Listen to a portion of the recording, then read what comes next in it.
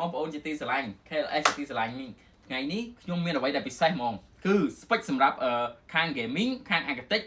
ខាង design អីនេះត្រឹម17600 700គឺរៀបមកស្អាតចេះជាមួយនឹង VGA 2060 3060ដែលបងប្អូនស្រឡាញ់ពេញចិត្តនេះ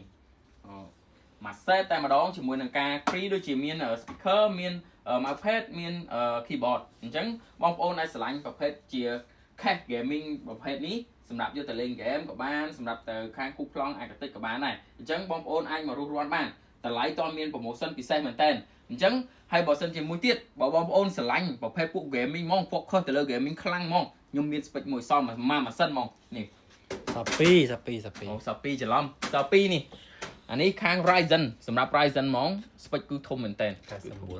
9950X ហើយជាមួយនឹង VGA 16G 47 Ti Super Ti ទៀតចង់និយាយថាមួយអែហ្មងមួយលេងមួយស្ងួតហ្មង game ក្នុងពិភពលោកគឺលេងបានទាំងអស់អញ្ចឹងបងប្អូនរស់រាន់ឡើងតនមាន promotion តនចាប់ឱកាសដែលមាន promotion ខាង KLS គឺបងប្អូនគឺមកដល់គឺពេញចិត្តតែម្ដងអញ្ចឹងបងប្អូនមករស់រាន់មកតេស្តសាកក៏បានមានដៃ game មកអីហើយមួយទៀតបងប្អូនចង់ upgrade ក៏បានដែរគឺមាន board សម្រាប់ការ upgrade ថ្មី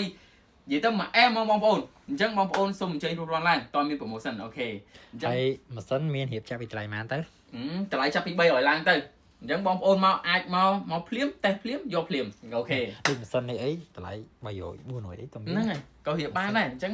ងបងប្អូនសូមអញ្ជើញរស់រាន់ឡើងតមាន promotion អញ្ចឹងបងប្អូនក្នុងឱកាសនេះគឺបងប្អូនឆាប់មករស់រាន់អញ្ចឹង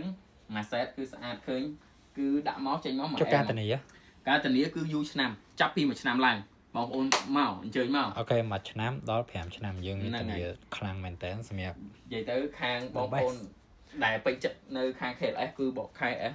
សេវាកម្មតាំងទំនុកចិត្តតាំងអីគឺមានហាងមានអីត្រឹមត្រូវបាច់ភ័យព្រួយបារម្ភទេមានបញ្ហាអីមក KLS មកចង់ upgrade វាយដូរអីក៏បានដែរ KLS ទទួលទីណាអូខេបងប្អូនអញ្ចឹងជួបវីដេអូថ្ងៃក្រោយទៀតណាអូខេបាយបាយ